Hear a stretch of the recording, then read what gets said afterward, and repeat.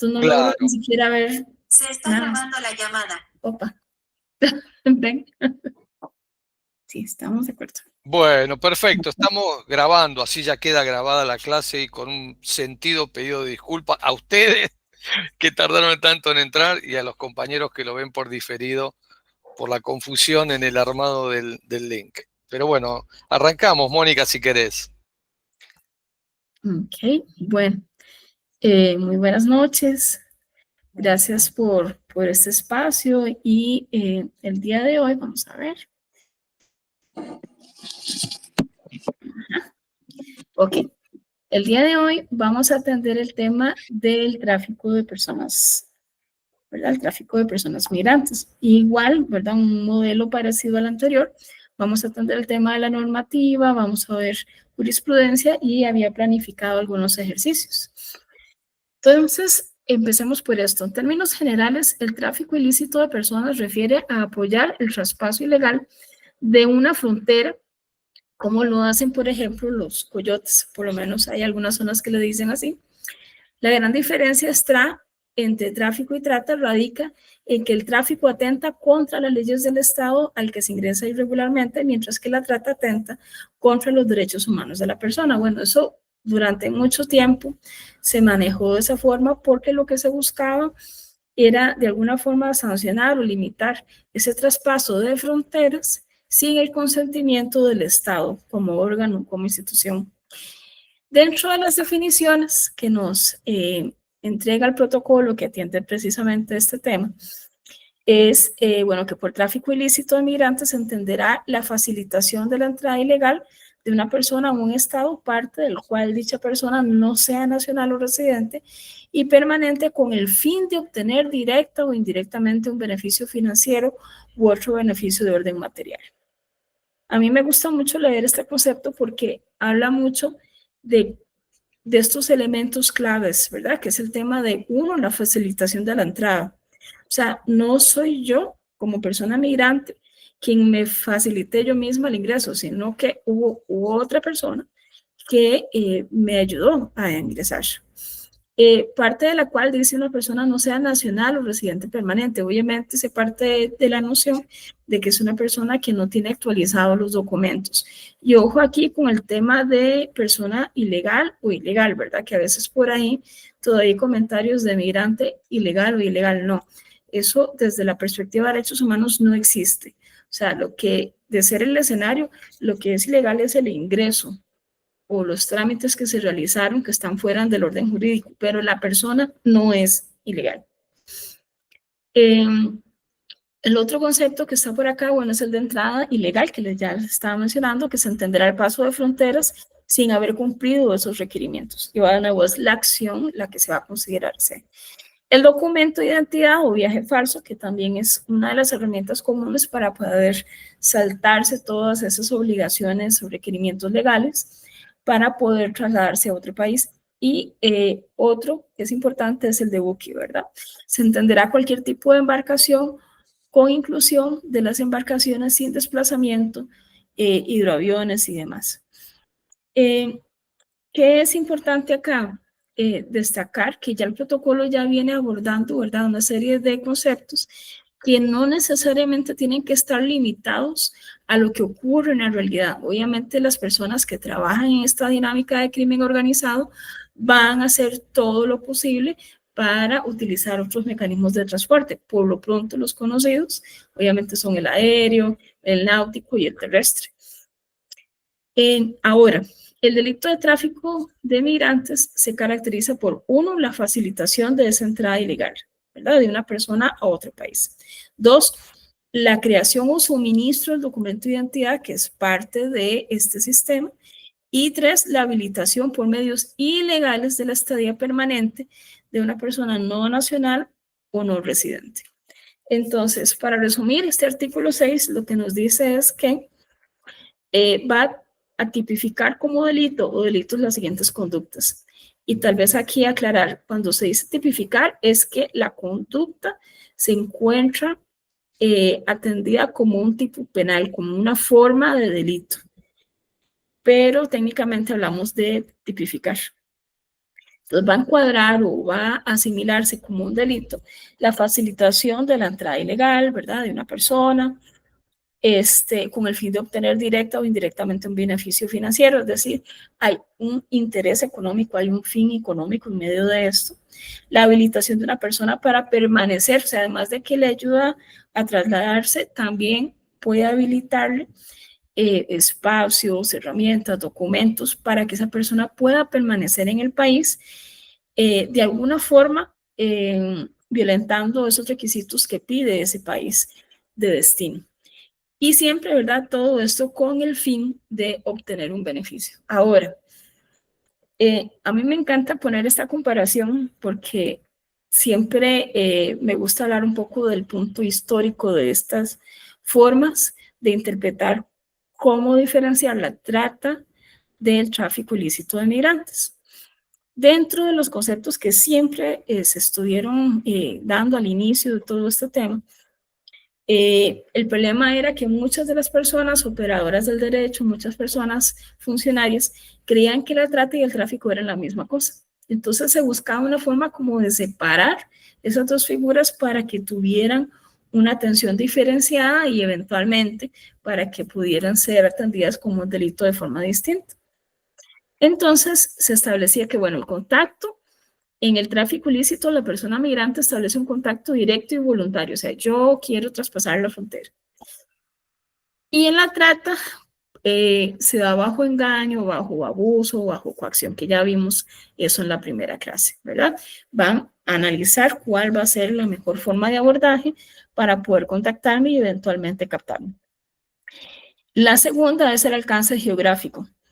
En el tráfico ilícito de migrantes, sí o sí, para que haya ese delito. Hola Alicia, ¿qué tal? Buenas tardes.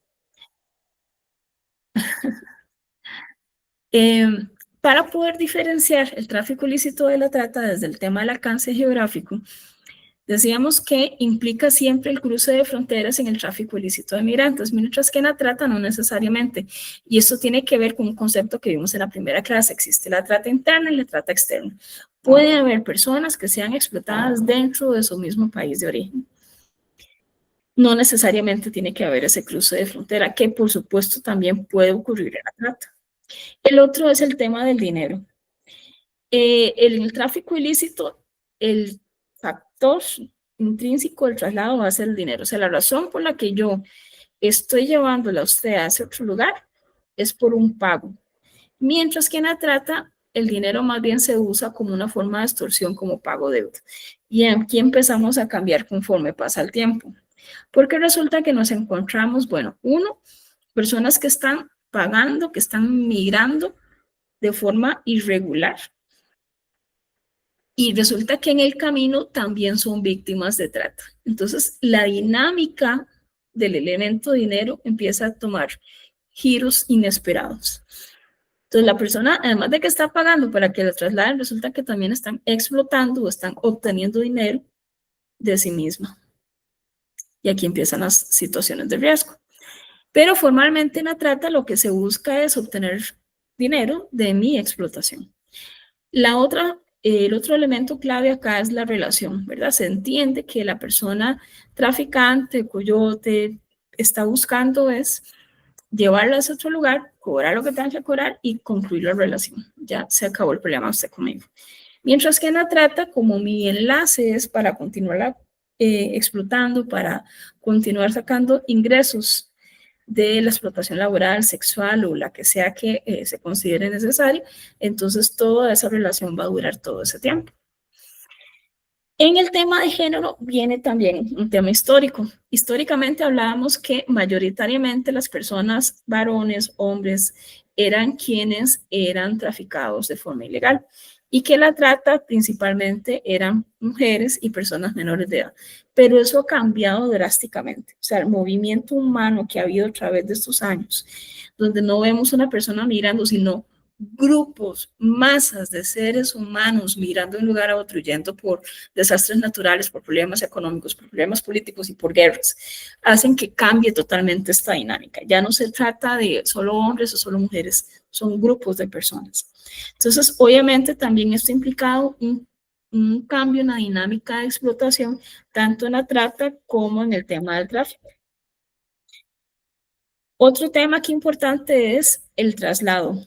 Se suponía que una forma de traslado insegura era el tráfico ilícito, porque obviamente se está violentando fronteras y puede hacer cruces en lugares en donde no necesariamente hay un adecuado transporte, un adecuado paso, se pasa en las noches, por lugares complicados, riesgosos, mientras que en la trata dependía de lo que quiera hacer esa red criminal, ¿verdad? Si la red criminal lo que desea es tener un producto en buen estado de conservación, o si no les molesta que venga la persona dañada o que de alguna forma incluso pueda fallecer en el camino. Esto de alguna forma ha permanecido en parte, porque como les decía, ¿verdad? Tenemos esta otra situación en la que efectivamente hay un riesgo en ese traslado si se hace de forma irregular. Porque a veces la red criminal dice, no, yo no voy a gastar plata en legalizar el transporte de esta persona. Uno, busco que más bien sea usted misma la que viaje. Entonces, por lo menos acá en Costa Rica, yo estoy atendiendo personas, mujeres principalmente, adultas mayores que habían adquirido hipotecas para que su hija, su nieta pudiera viajar y poder estudiar en Europa y entonces pagaban esa deuda supuestamente desde los trabajos que iban a realizar en Europa mientras estaban estudiando y de esta forma se conservaba la casa. ¿Qué ocurrió? La persona fue víctima de trata, por lo menos de esa red que logramos detectar, era con explotación sexual. Obviamente no se pagaba la deuda, entonces encima de que habían tratado a las muchachas, encima de eso, las señoras aquí, las adultas mayores, estaban perdiendo sus hogares porque les hacían cobros judiciales sobre las casas por el no pago. Entonces, vean todas las artimañas, ¿verdad?, alrededor del tema. El otro elemento esencial del delito, que fundamentalmente en el tráfico ilícito se ha entendido que es un delito contra el Estado y en la trata se considera un delito contra los derechos humanos de la persona que ha sido víctima de esta forma de delito. Pero tampoco esto ya es cierto, ya se ha modificado esta concepción, ya no se trata el tráfico ilícito de un delito contra el Estado, se trata de un delito contra los seres humanos, o sea, la persona que está migrando se va a considerar también una persona víctima de ese delito. ¿Por qué? Porque es una dinámica en la que se están aprovechando de las condiciones de vulnerabilidad, de desesperación, ¿verdad? Y demás de las personas para poder hacer el cruce. Y por supuesto, quienes están aprovechando de esas necesidades son las personas traficantes. Entonces, quien está cometiendo el delito ya no es quien migra, sino la persona que hace el tráfico. Como les decía, con la migración de grupos humanos se rompe totalmente el elemento de género y la típica figura de la persona migrante. Estas fotos se las puse acá, son las de las noticias, a mí me impacta mucho porque vemos personas adultas mayores, vemos hombres, vemos mujeres, vemos de todo, vemos incluso bebés, ¿verdad? Aquí, por lo menos por Costa Rica, hemos visto grandes grupos humanos y es impactante ver esos cruces. Ver cómo, por ejemplo, acá en las zonas acuáticas ahorita hay muchos cocodrilos, porque resulta que está prohibido atacarlos. Entonces, el problema es que en esos espacios que hay cocodrilos, por ahí a veces hacen los traslados de forma irregular. Entonces, por supuesto, el riesgo es mucho más elevado. Y entonces, vemos personas adultas, pero también vemos adultos mayores, personas menores de edad, que están haciendo esos cruces arriesgando todo. Ahora, desde la perspectiva del derecho internacional, que es un poco el abordaje que hemos estado haciendo, hay casos claves que han hecho cambios en la forma de ver el tema de la migración. Y uno de ellos es el caso que se hizo contra República Dominicana. Los hechos del presente caso se iniciaron cuando el 16 de junio del 2000, 30 nacionales haitianos, entre ellos un menor de edad y una mujer embarazada, ingresaron a un territorio dominicano. El camión en el que se encontraban pasó por 2 puestos de control. En el segundo, 4 militares pertenecientes al destacamento operativo de fuerza de esa frontera abordaron su patrulla e iniciaron una persecución a ese camión.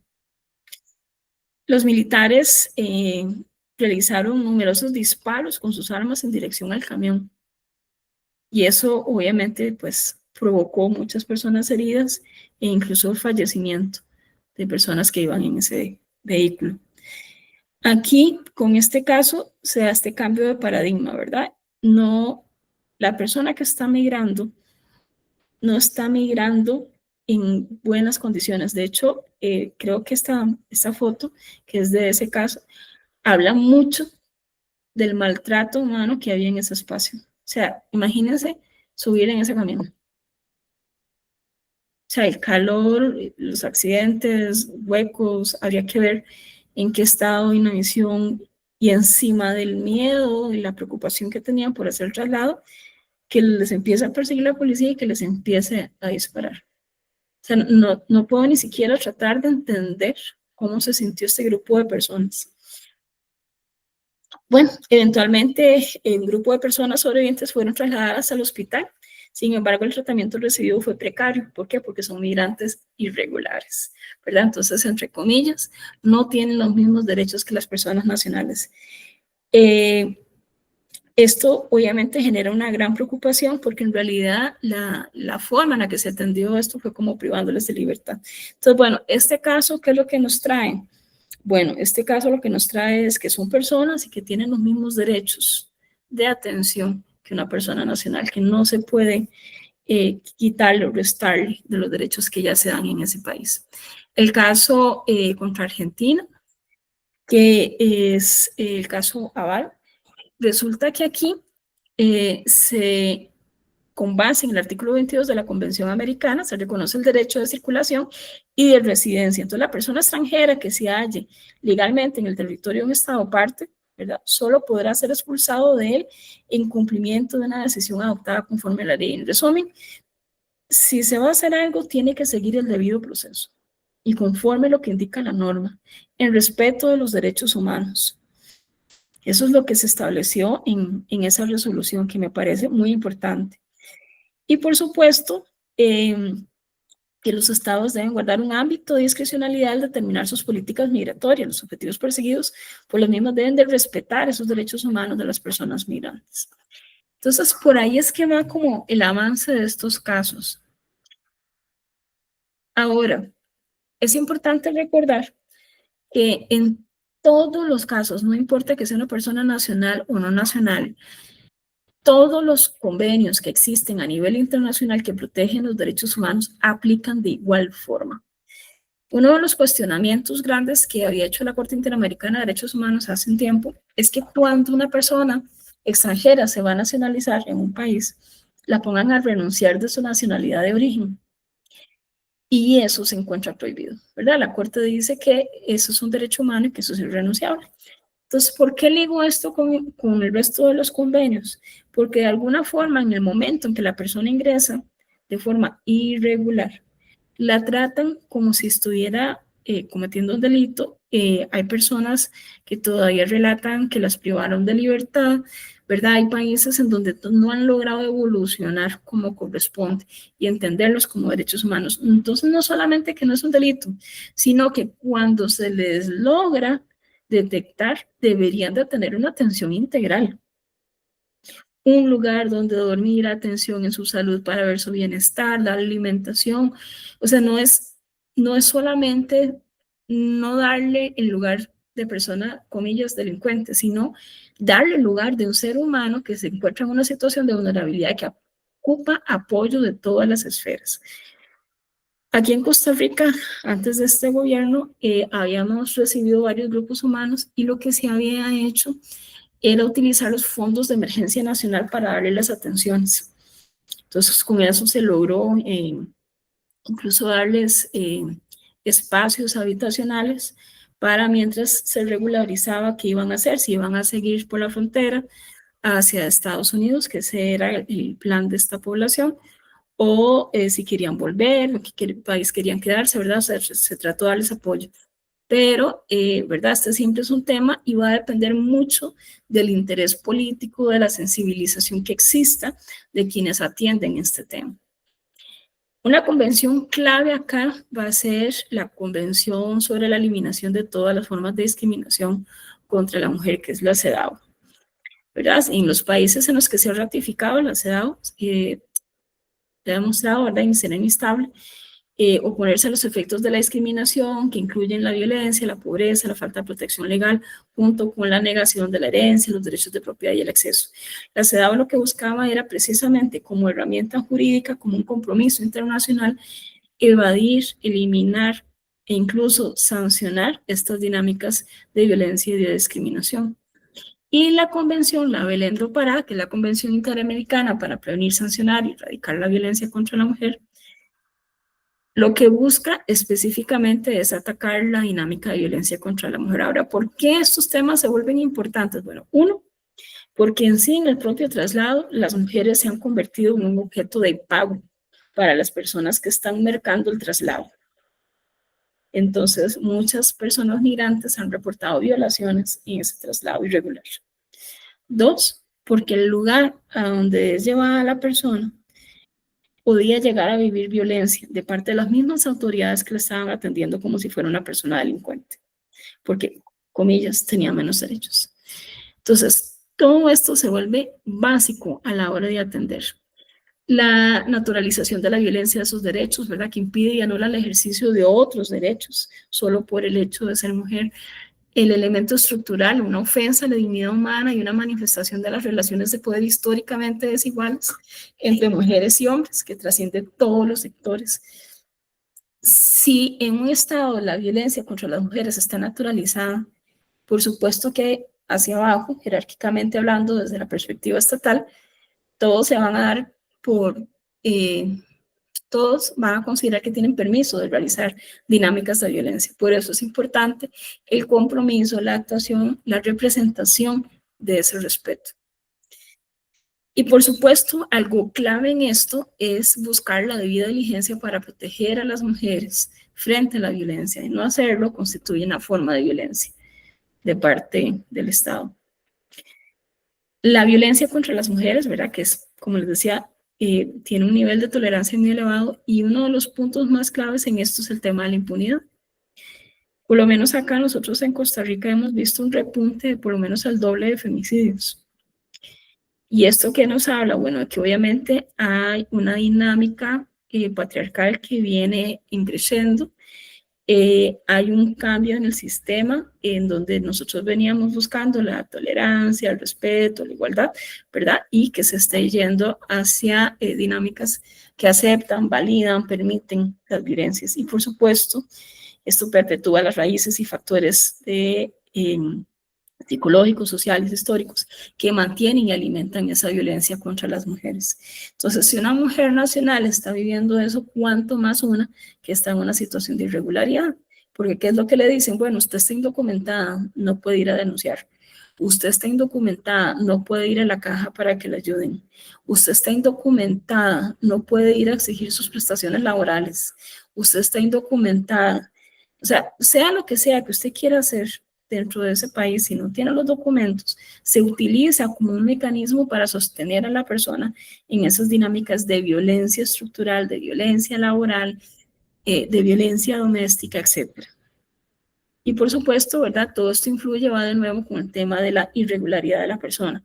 Otro de los problemas que me parece significativos mencionar es con el tema de la pandemia.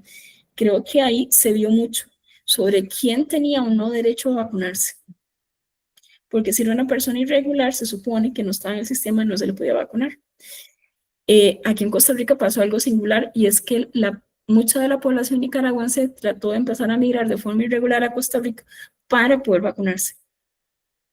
Entonces se tuvo en aquel periodo, en aquel gobierno, que hacer un sistema especial para efectivamente vacunarlos, aunque no estaban dentro del presupuesto.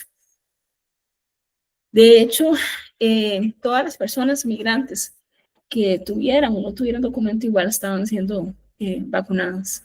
Esa fue la directriz que se dio desde el Ministerio de Salud. La violencia sexual, ¿verdad? Como tal, como acto natural sexual que es cometido contra esa persona en circunstancias coercitivas. O sea, si yo en ese momento estoy transitando de forma irregular, estoy en un espacio que desconozco, obviamente me encuentro en una dinámica de mucho riesgo y no tengo control. Estoy totalmente obligada a realizar las conductas que me piden.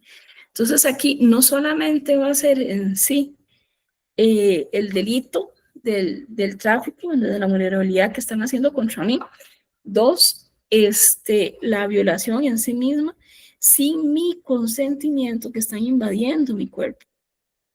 Y por supuesto, todo el resto de las manifestaciones del crimen, como la mutilación, el maltrato físico, incluso embarazos forzosos, aborto forzado, etc. También este tipo de dinámicas trae tortura, ¿verdad? Para las personas que están viviendo esta dinámica de violencia. Y el elemento central siempre va a ser acá el consentimiento. Que algo clave que tal vez sería importante decir es que en estas dinámicas el consentimiento se tiene por no dado. Desde la Corte Interamericana de Derechos Humanos, esa es la perspectiva. O sea, si usted se encuentra bajo coacción, si está bajo los efectos del alcohol o de las drogas, si hay alguna cosa que de alguna forma la obligue a usted a realizar esa conducta, ese consentimiento se tiene por inválido. Las relaciones de poder invalidan automáticamente el consentimiento. ¿Cómo deberían de ser esas investigaciones en violencia? Bueno, serias, rápidas, exhaustivas, imparciales. Se deben de investigar de ex oficio las posibles connotaciones discriminatorias, las personas responsables de llevarla a cabo, deben ser independientes de las personas implicadas en los hechos. Esto es importante porque quien está viviendo esas dinámicas de violencia a veces son víctimas de los mismos funcionarios. Entonces no podemos, uno, achacarle a la persona que porque está denunciando a una persona funcionaria no tiene validez lo que está acusando. Dos, hay que darle una atención neutral. Esa persona necesita una atención específica, especializada para lo que está viviendo. Obviamente, esto implica entonces que debe darse una atención diferenciada. Por supuesto, debe atenderse de una forma formal, debe haber protocolos específicos para poder atender esto y la investigación penal debe de atenderla desde la perspectiva de los derechos de las mujeres. Otro tema aquí clave va a ser los derechos laborales de las personas migrantes. En este sentido, el informe revela que la explotación laboral ha superado la explotación sexual como primera causa en el tráfico humano. Eso señaló un funcionario de la OIM. El informe elaborado con base en los datos obtenidos por las 150 misiones de la OIM hablaba de 6.200 víctimas de trata y 3.000 a 53.000 fueron explotadas en condiciones de trabajo próximas ya a la esclavitud. Y aquí viene el tema clave dentro de nuestro diplomado. Y es que la OIM indicó que los casos de explotación laboral se produjeron principalmente en los sectores de agricultura, de construcción, industria minera, pesca, trabajo doméstico. El tema de la agricultura es clave acá. Y el problema del trabajo en la agricultura es que es invisibilizado. Entonces, en esos campos donde llevan las personas, las llevan con la idea falsa de que les van a hacer pagos, pero en realidad lo único que hacen es darles un pago mínimo y darles un espacio para dormir que es inhumano. ¿Por qué está ligado esto con el tráfico? Está directamente ligado con el tráfico. Porque muchas personas hacen ese traslado de frontera para poder ganar algo de ingresos para sus familias. Y entonces se da una especie de coyunta entre la trata y el tráfico. Yo los traslado y usted los explota. La Convención Básica sobre estos derechos humanos es la Convención Internacional sobre la Protección de los Derechos de todos los trabajadores migratorios y de sus familias.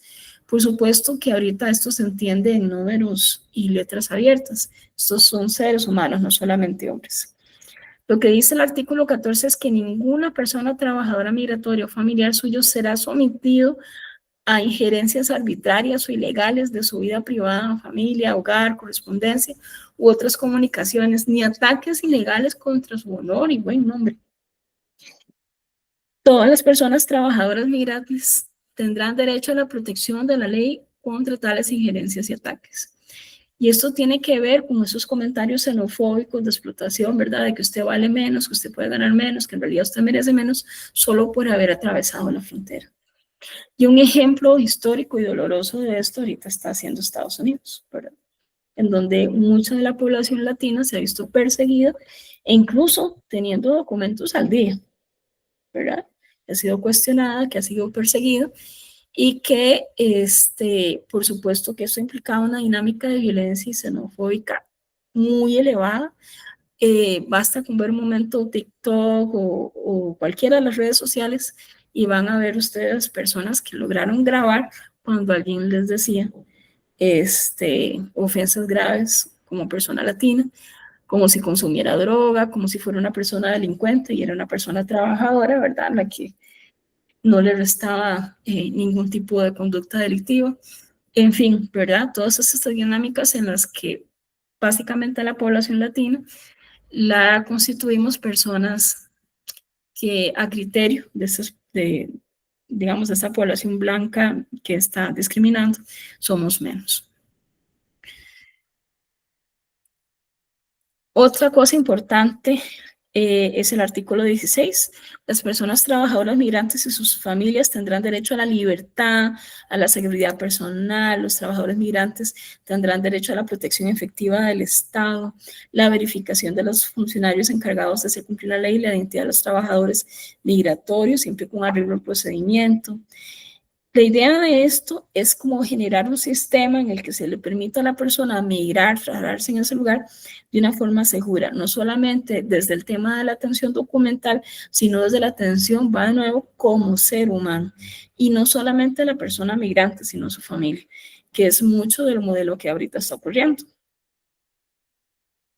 Y cualquier infracción, digamos, penal o administrativa que se dé, obviamente tiene que seguir ese el debido proceso, pero siempre buscando poner en libertad en el plazo más razonable a la persona. Aquí nosotros estamos luchando para que del todo no se prive de libertad a la persona. Todavía ocurre, ¿verdad? Cuando hay una persona que no está debidamente documentada, yo tenía, pero ya no es metida en un centro penitenciario, sino que es un espacio de control para luego hacer el traslado a su país de origen. Sin embargo, esto es importantísimo, velar por la libertad de la persona. Otra situación clave acá es que cuando una persona trabajadora que está migrando, su familiar, haya sido arrestado, recluido o detenido en espera de juicio, las autoridades consulares de su estado de origen o de estado que represente los intereses serán informadas sin demora. Esto es parte de esos hallazgos diplomáticos que se dieron en el camino. Si yo tengo una embajada, si yo tengo un espacio dentro de este país para atender a mis personas ciudadanas, con ciudadanos, obviamente debo de ser informada, soy su representante, políticamente hablando. La persona interesada tendrá derecho a comunicarse con esas autoridades, siempre sin demora. Se informará sin demora también sobre los derechos que le asisten, sus obligaciones, sobre los tratados y demás que la persona tiene como persona migrante.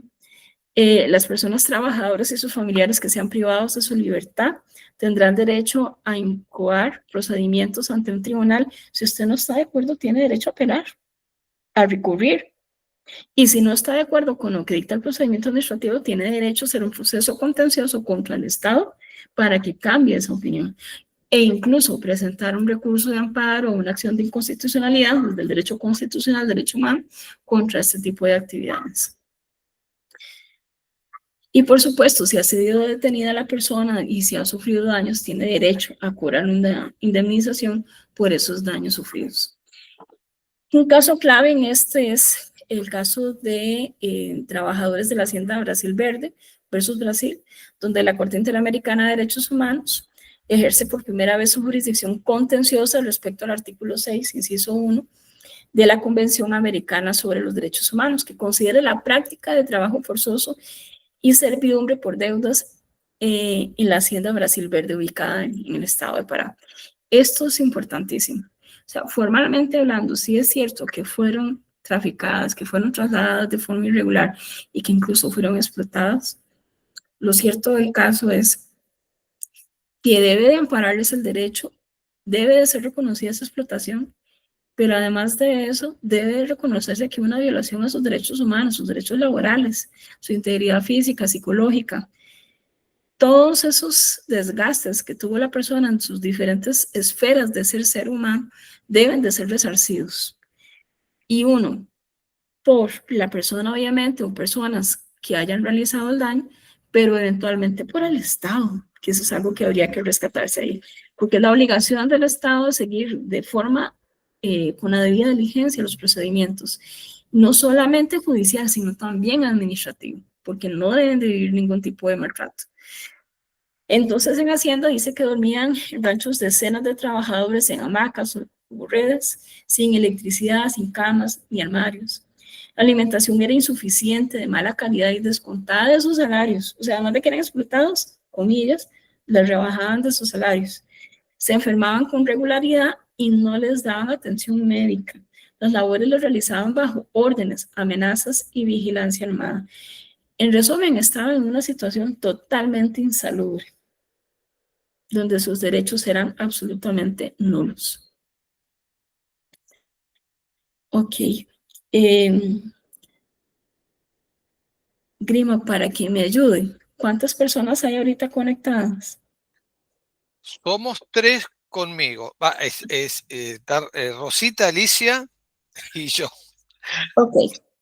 Entonces vamos a hacerlo en conjunto. Es que Dale, había cómo no. planeado presentarles estos casos para que los conversáramos.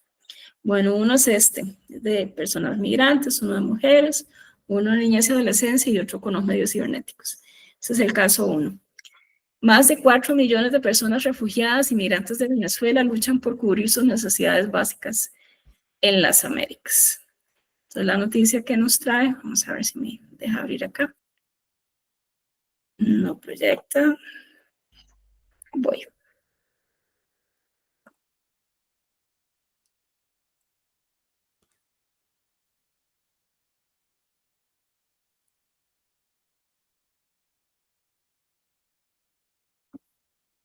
Aquí está. Listo. Ok. Bien, esta es la noticia para que analicemos. Más de 4 millones de personas refugiadas y migrantes de Venezuela luchan por cubrir sus necesidades básicas en las Américas. Vean el grupo de personas. En Ginebra, en la ciudad de Panamá, a pesar de los esfuerzos de los países de acogida para regular e integrar a las personas refugiadas migrantes de Venezuela, más de 4 millones siguen teniendo dificultades para acceder a alimentos, viviendas, servicios médicos, educación y empleo formal en América Latina y el Caribe. Y el más reciente es el análisis de las necesidades de personas refugiadas y migrantes, que muestra muchas personas refugiadas en la región que carecen de medios de subsistencia estatales. Y por supuesto, en medio de esto, ¿verdad?, de la crisis mundial, regional, del costo de vida de las personas venezolanas, corren un riesgo de ser víctimas de abusos como la trata y el tráfico de personas, el reclutamiento forzado y la violencia de género. Adicionalmente, el informe revela que aproximadamente 19% de las niñas y niños refugiados migrantes no asisten a la escuela y en su lugar apoyan a sus familias con trabajos informales, mal pagados para llegar a fin de mes. 60% de las personas refugiadas y migrantes de Venezuela tienen documentos. En medio de todo esto, esto ha sido suficiente para garantizar una vida digna y un acceso adecuado a derechos básicos, más medidas de residencias regulares y una mayor inversión en soluciones duraderas. Entonces, las iniciativas de regularización y documentación implementadas en la región son el camino, hacia una vida digna para las personas venezolanas, las familias venezolanas. Y básicamente esa es la noticia. Entonces, lo que quería hacer hoy con ustedes era que la analizáramos, la noticia, cómo la leen, a partir de los temas que hemos estado revisando en estas 2 clases, cómo lo interpretan, qué análisis o críticas le hacen a la noticia.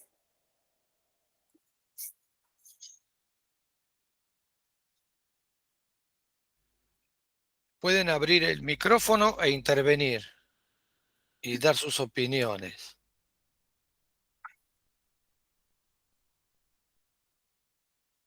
Hola, buenas tardes. Hola, Liz.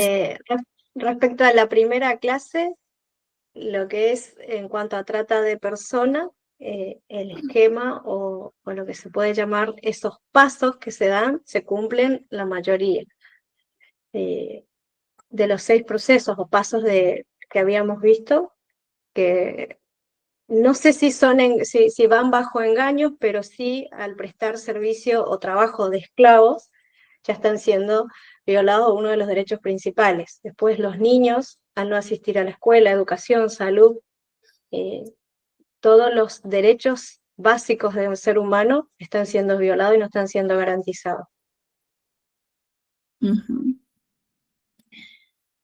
Rosita, ¿algún comentario o crítica? Negligencia de Estado se ve en toda la extensión de la palabra. Rosita, tenés que desmutearte, estás muteada. Tenés que abrir el micrófono. Ahí está. A ver. No, acá en un momento habla de refugiados y digamos, porque en un momento acá habla de refugiados, que bueno, que es otro estatus, ¿no? De la experiencia que nosotros tenemos, es que bueno, todos digamos, no refiriéndome exclusivamente al artículo, ¿no? De la experiencia que tenemos, por lo menos en Argentina, todos los hermanos venezolanos han podido adquirir su residencia temporaria, permanente y demás. Pero bueno, lo que allí dice...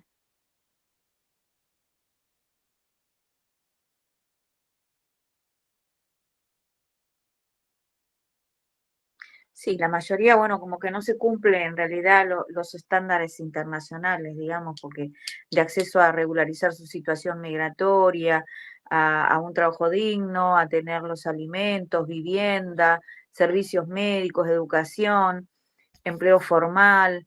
En realidad sí, han tenido, bueno, graves dificultades los hermanos venezolanos.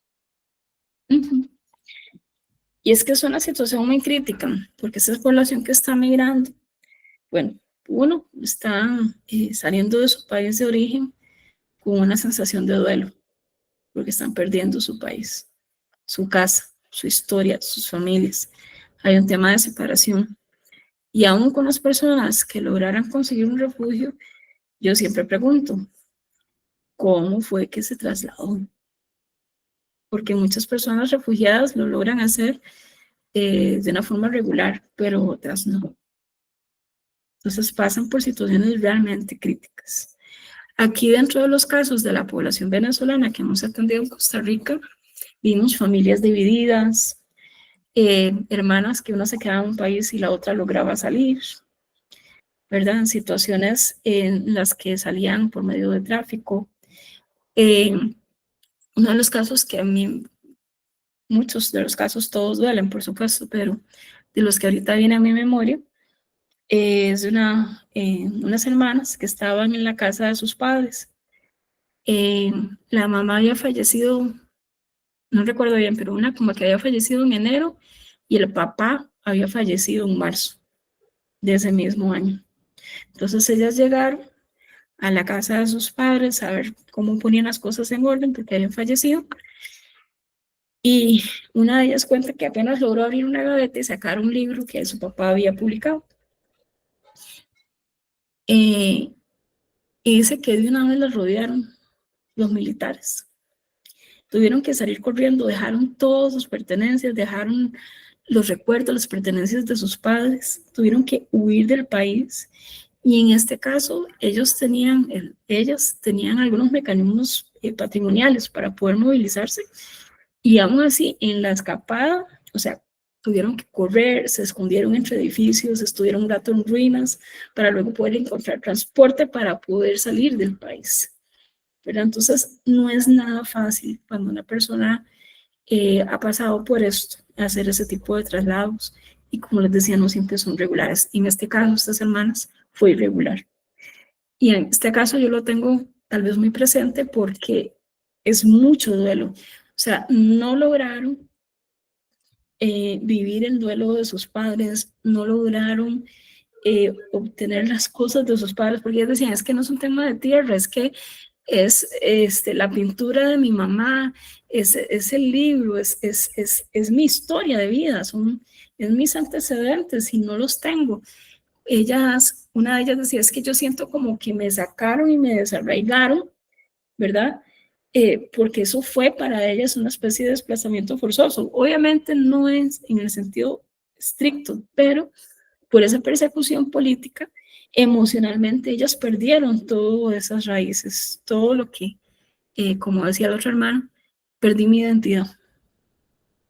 Entonces, el duelo que se está viviendo en eso es complicado, pero encima de eso tuvieron que hacerlo por medio de mecanismos irregulares que, por supuesto, trajeron serios problemas de salud hacia ellas.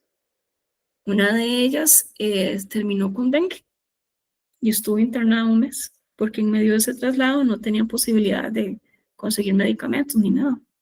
Entonces, en esas subidas ellas se vieron totalmente en riesgo. Ok. Ahora voy A mí me parece que otro aspecto que no sé si estará investigado y demás, pero es todas las consecuencias psicológicas de estrés traumático que ha tenido la comunidad, los migrantes venezolanos. Nosotros tuvimos aquí un médico que falleció así intempestivamente por un infarto masivo y otra médica que falleció también. Digamos, ellos comenzaron a llegar aquí a Río Gallegos, que además nosotros somos la última ciudad del continente, o sea que han pasado por toda Argentina hasta llegar aquí, y falleció de cáncer. Y digo, falleció lejos de sus familias no pudieron viajar. Digo, todos estos dolores y las familias es una gran diáspora. Unos están en Estados Unidos, otros en España, otros en Chile y otros, digo, la familia fue como desmembrada, así como violentamente, ¿no? Entonces eso tiene consecuencias psicológicas, consecuencias en su propio cuerpo, que el cuerpo las acusa.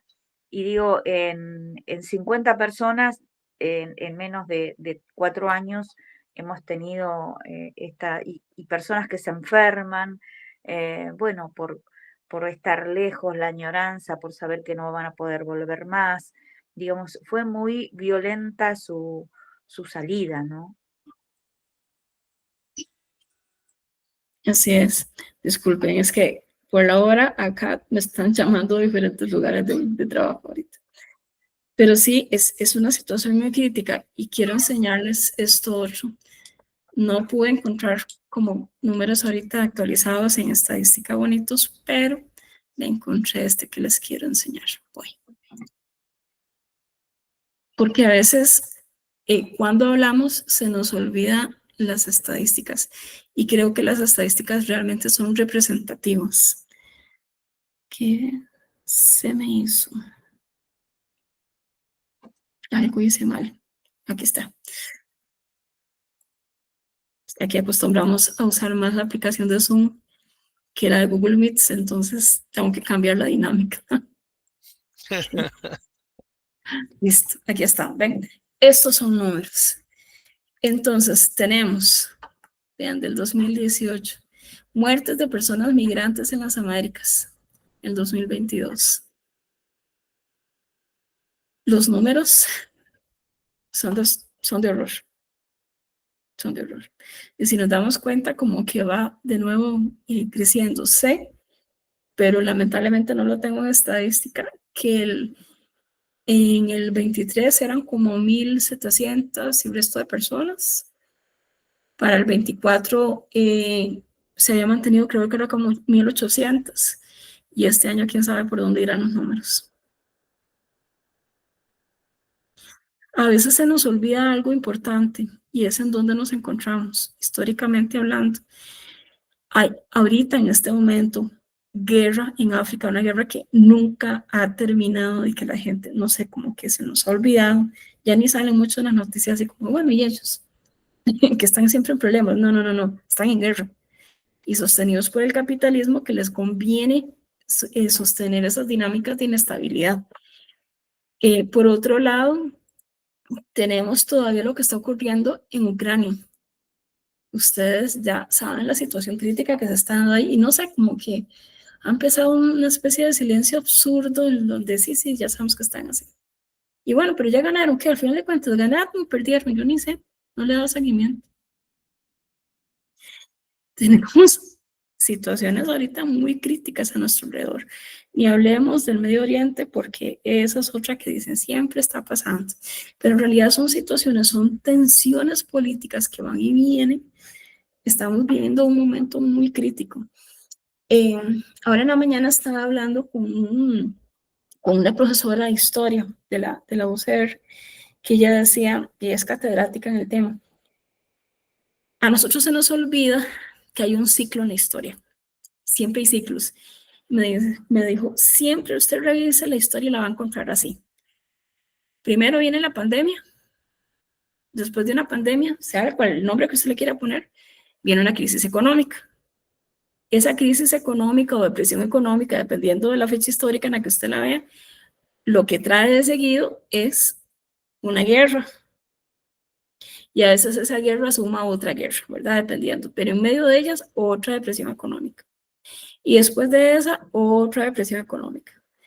Y esto trae aislamiento. Y ella decía, a mí me preocupa que se nos está olvidando el contexto histórico, el ciclo de la vida, el ciclo histórico de la humanidad. Y es que lo que sigue son guerras. Y después de las guerras vienen más crisis. Y todo el mundo está así como que aquí no es la cosa. Y cada 100 años se repite esto. Como dicen las personas de historia, estamos condenados a repetir la historia porque la olvidamos. Está guardada ya en un libro guardando polvo o en el internet sin revisar. Y ya. Entonces, cuando ella me marcó esto, yo me quedé, bueno, no les digo que si me paran los pelos y todo, porque yo dije, sí, de hecho ya estamos tocándole fuertemente a las puertas de las guerras y no estamos preparados. Estamos como que no, eso no va a pasar, eso no es aquí, eso es de historia y bueno, eso es allá. Lo que pasa es que en un mundo tan globalizado como el que nos encontramos, ya eso no es de allá, eso es de aquí.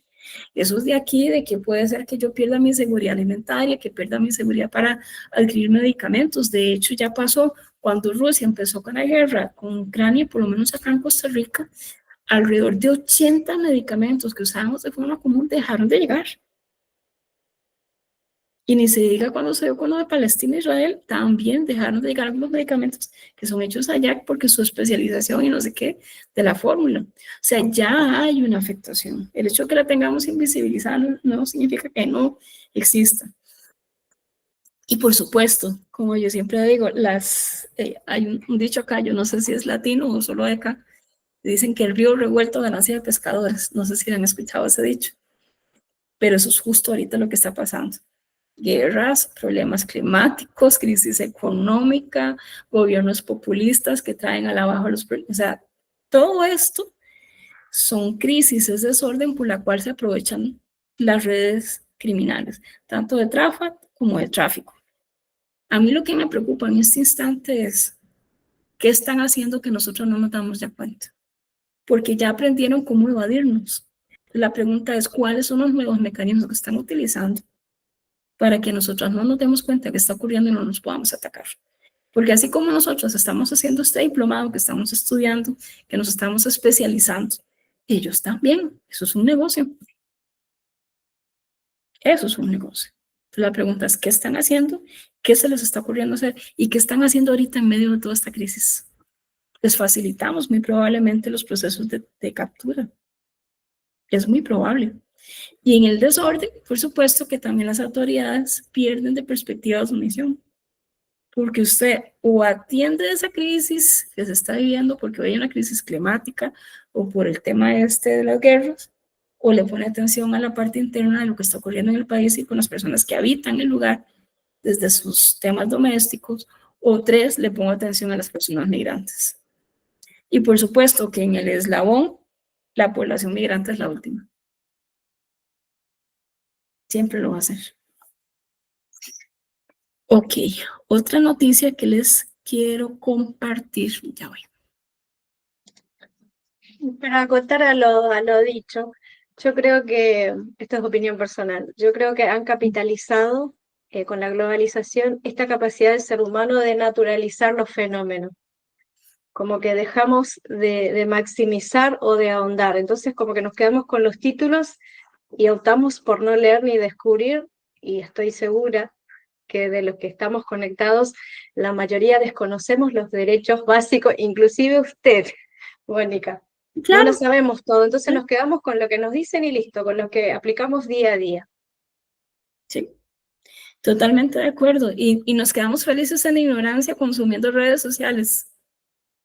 Exacto, y nos censuran a través de eso, de la naturalización de los fenómenos. Entonces nada impacta, nada nos llama y pasa tantas cosas crueles, lamentablemente, que nada nos sorprende. Entonces juegan con eso el capitalismo, obviamente, porque es lo que consumimos. Sí, y es lo que conviene. O sea, históricamente siempre ha sido así. A las personas con poder les conviene mantener a la población bajo control, dormidas, de alguna forma no pensantes. Entre menos estudien, mejor. Entre menos sepan, mejor. Entre menos analicen, mejor. Entonces, como en la era del Internet, cuando tenemos la noticia en el segundo que está ocurriendo, mantenemos la población ignorante, mintiéndole. Y eso es lo que están haciendo, y lo están haciendo muy bien, de hecho. A mí me impacta el trabajo tan impresionante que están haciendo. Bien, esta es la otra noticia que les quería compartir. ¿Por qué Facebook e Instagram se han convertido en plataformas de tráfico sexual infantil? Y es que, bueno, tráfico en el mal sentido, ¿verdad? En realidad esto es trata, pero la traducción lo convierte en trafficking en tráfico. Bueno, muy simple. Las redes. Vean, yo tengo 46 años. Yo no sé ustedes cuántos añitos tienen, pero bueno, yo tengo 46. Y mi conocimiento de redes sociales se supone que es como avanzadillo dentro de mi edad, porque ya Facebook ya pasó de moda, ya Twitter como que ya también, ¿verdad? Entonces ya nosotros ya estaba como por TikTok, porque Instagram también ya va de salida, ¿ok? ¿Ustedes saben cuáles son las redes sociales de los adolescentes ahorita? ¿Saben por lo menos cómo se llaman?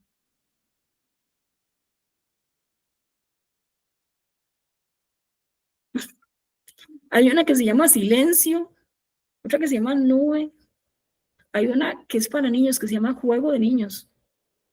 Y tiene el temita este del borrado inmediato de los mensajes.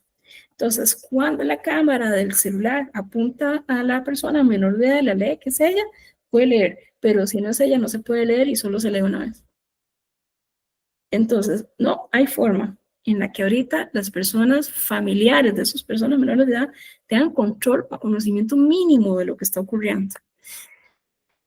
¿Y qué pasa? Que las redes son un espacio de engaño, ¿sí? De captación también, de estudio de la población, pero es que ya ni siquiera eso, es que ya hay explotación en sus propias casas. O sea, esos niños, esas niñas, en la noche, en la madrugada, cuando se jura que están durmiendo, ahí en ese momento puede estar ocurriendo algo en su casa. Y esas imágenes y esos videos son utilizados para hacer explotación sexual. Y son amenazados y son amedrentados, de todo pasa. Eso sin hablar de la inteligencia ahorita artificial, ¿verdad? La que usted puede convertir a cualquier ser humano en una legítima persona real, porque eso de que ya ni siquiera se le ve pixelada, hasta el tono de voz. Y apenas está empezando la inteligencia artificial. Si yo fuera tratante, si yo fuera traficante, esa sería mi siguiente línea. Yo ya estaría metida ahorita en inteligencia artificial trabajando. Me sale más barato, es más eficaz, es más difícil que me atrapen. Si yo fuera tratante, eso es lo que estaría haciendo. O sea, si ya en el mundo cibernético, el oscuro, la famosa red profunda, ya estaban vendiendo seres humanos que hacían subasta y que esta red lo que hacía era que atrapaba a la persona, la ponía en subasta en la red y te daban el servicio de entrega del producto, usted explotaba el producto como lo quería y si necesitaba un servicio para deshacerse del producto, también se lo daban. Y cuando les hablo de deshacerse es que incluso se deshacían de cadáveres. Servicio completo, bien pagado, invisibilizado porque no hay forma de agarrarlos. Porque tras de eso es muy fácil para una persona que trabaje en estos medios hacer duplicados de la señal para que no se detecte de cuál es su origen. O sea, si ahorita las personas privadas de libertad te estafan por teléfono y no requieren mucho conocimiento, todo eso está pasando ahorita. Entonces, el tema del uso de las redes sociales se está convirtiendo en el lugar de captación, pero también en el lugar de explotación. Es donde se están viendo los abusos sexuales infantiles. Y sí, hay fundaciones trabajando en esto. Nosotros, yo sé que estamos haciendo campañas, estamos haciendo cursos, estamos trabajando para que esto no ocurra, pero sigue ocurriendo. En este caso, Maya le contó que cuando tenía 12 años empezó a recibir mensajes en su cuenta de Instagram por parte de un desconocido. Según su relato, el hombre de 28 años le había dicho que era muy guapa. Maya también le contó que después de empezar a chatear con el hombre, él le pidió que le enviara fotos desnudo. El hombre le dijo que le pagaría $40 por cada una de las imágenes. Parecía amable y no paraba de hacerle cumplidos, lo que hizo que se sintiera especial. Maya decidió que quería conocerlo en persona, entonces el hombre le hizo la siguiente petición: ¿puedes ayudarme a ganar dinero? El hombre le pidió a Maya que posara desnuda para unas fotos y que le diera su contraseña de Instagram para poder subir las fotos a su perfil. La fundación afirma que Maya le dijo que el hombre, que ahora se hacía llamar proxeneta, utilizaba su perfil de Instagram para publicitarla con fines sexuales. Al poco tiempo, hombres que querían pagar por tener relaciones sexuales con ella empezaron a enviar mensajes directamente a su cuenta pidiendo una cita. Vean por dónde iba ya el daño. Maya contó que había visto lo aterrorizada lo que ocurría en su cuenta mientras el proxeneta negociaba los precios y la logística de los encuentros en moteles de la capital. Sabía cómo decir que no a este adulto, que sabía que había sido tan amable con ella. ¿Cómo iba a decirle que no? ¿De dónde? O sea, y para empezar, es una niña de 12 años. ¿Con cuáles herramientas? Y hay algo muy curioso en esto, y es que cuando ustedes ven, la relación inicia porque es una persona que la valida emocionalmente, que la valida desde el tema de la autoimagen. Y el momento más crítico de las personas es el periodo adolescente, ¿verdad? Donde están trabajando el quién soy, si soy bonita, si no soy bonita, si soy inteligente, si sí o no, o qué. Dice, una mañana, dice la noticia, una mañana, 3 meses después de conocer al hombre, un transeúnte encontró a Maya desplomada en una calle del sureste de Washington, semidesnuda y confusa. La noche anterior, según le contó Maya, un cliente la había llevado a un lugar en contra de su voluntad y más tarde recordó que allí la habían violado en grupo durante horas antes de dejarla tirada a la calle. Estaba traumatizada y se culpaba de lo ocurrido. Tuve que trabajar mucho con ella para que se diera cuenta de que no era su culpa. Usted no hizo caso, usted no habló, usted fue la que abrió la puerta, usted fue la que dijo que sí, usted fue la que contestó, usted fue la que le dio permiso a esa persona de conversar con usted fue la que le abrió la puerta. Pero entonces se vienen todas esas estructuras machistas, patriarcales, en las que el permiso de, digamos, comillas, de tener relaciones sexuales o un contacto romántico pesa solamente en nosotros. El no está en la mujer, ella es la que tiene la llave, ella es la que decide si se hace o no se hace algo, ella es la que decide cómo va a funcionar esto. Y no es así, menos en una niña de 12 años. ¿Cuál consentimiento? ¿Con cuál conciencia? ¿Con cuál conocimiento? ¿Con cuál fortaleza? Y sin, obviamente, siempre buscando el no tener el acuerpamiento de su familia, que esa es la base de estos operadores de la trata, del tráfico, lo que ustedes quieran ahorita, porque todo está muy mezclado. Repito, esto depende del negocio que ustedes tengan. La situación es muy crítica. Yo lo que apuesto es por nosotros también empezar a utilizar la inteligencia artificial, por entender cómo es que funciona, y hay que empezar a buscar los vacíos. ¿Cómo se quiebra ese sistema? ¿Cómo lo detecto? Hace muchos años en Estados Unidos habían hablado de niñeras cibernéticas. No, creo que eso no funcionó mucho, sí, para algunos casos, pero no, digamos, no tenía una buena cobertura, que es lo que se ocupa. Eso es algo en lo que tenemos que trabajar, que sería interesantísimo que gente, personas usuarias de ciencias sociales, personas de ingeniería informática, ¿verdad? Que se unieran también con personas de criminología, de derecho, pudieran crear un proyecto real, algo que funcione, un modelo para atender lo que viene, porque la inteligencia artificial va a ser un bombardeo, ya debe ser un bombardeo, y no nos damos cuenta. Si ustedes no han detectado casos de trata o tráfico con inteligencia artificial, es que no están detectando nada. Esa es la alerta. Ténganlo por hecho.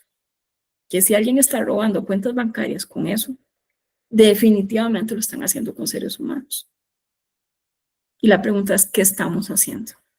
¿Alguien está investigando este tema? No lo sé. Tarea, investiguen. Que sí, que es un reto, lo es. Que es difícil, también. Pero hay que hacerlo. Ese es el reto que nos están poniendo ahorita, de frente. Yo no sé si alguna ha tenido conocimiento, si se está trabajando en esto o no. No, a mí lo que me ha llamado la atención es la plataforma OnlyFans, que todo lo tomamos con meme, como chiste, pero qué hay detrás de eso o cómo son los accesos, de qué manera se restringe, qué normas hay, es un vacío completo. Totalmente, totalmente. Y se está marcando libremente con eso, con, sin consentimiento, no hay reglas, no hay quien esté controlando del todo. Pero les decía, OnlyFans está en el pasado, ahorita hay otras. Yo estoy asustada, o sea, yo hoy en la mañana estaba atendiendo a una adolescente en este tema.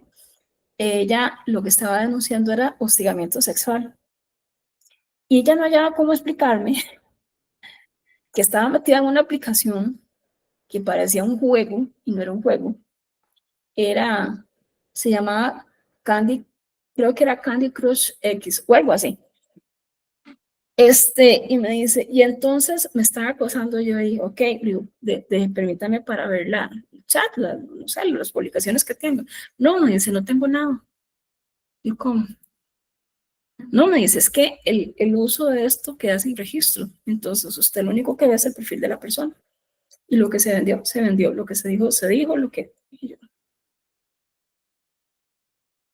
No se puede ni siquiera perseguir, no hay una raíz para encontrarla.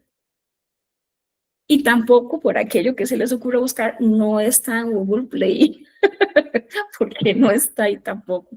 Esa es la otra. Nosotros estamos tan desactualizados que ni siquiera ese es el motor de búsqueda de los adolescentes ahorita.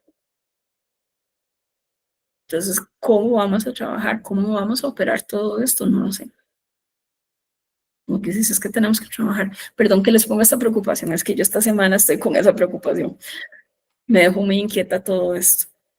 Me puso mucho a pensar.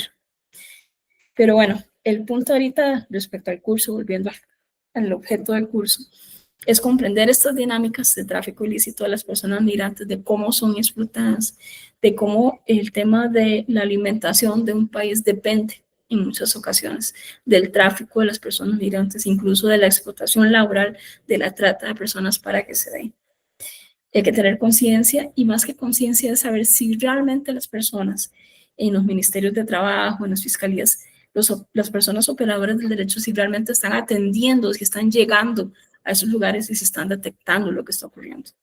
Porque si yo vengo y le digo a la persona de la empresa, sí, vean, vamos a hacer una cita voy a jugar un rato, el día 1 de diciembre en la tarde, obviamente que van a ordenar todo y aquí nada pasó. Tienen que llegar como de sorpresa y sin informar mucho de qué son, pero lamentablemente así no funcionan las autoridades normalmente administrativas en materia laboral. Eso tal vez lo hacen en crimen organizado los fiscales, si tienen tiempo, si tienen dinero y si llegaron a conocer qué es lo que está ocurriendo ahí, si alguien denunció alguna cosa, pero si no, no.